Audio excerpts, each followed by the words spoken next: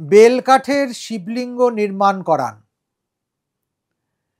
সেই বিল্বময় যে শিবলিঙ্গ বা বিল্ব দারু নির্মিত যে শিবলিঙ্গ, সেই শিবলিঙ্গ সাংসারিক শান্তির জন্য আশু ফলপ্রদ। যারা মনে করছেন আয়ু বৃদ্ধি করা দরকার,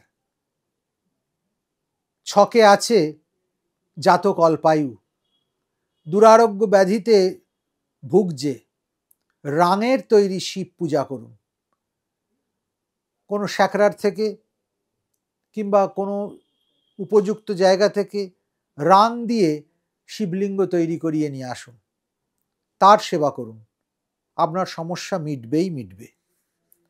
অতুল ঐশ্বর্য লাভ করতে গেলে পারদ নির্মাণ এবং সেই পারদ দ্বারা নির্মাণ করা শিব, যাকে পারদ লিঙ্গ বলা হয়, সেবা অত্যন্ত ফলপ্রদ। ঘরে মুক্ত আছে, তাকে শিব কল্পনা করে পূজা করুন।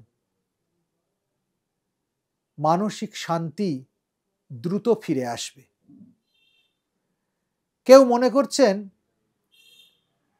মাঝে মাঝে রোগ ভোগ হচ্ছে, মুক্তও পুজো করতে পারেন।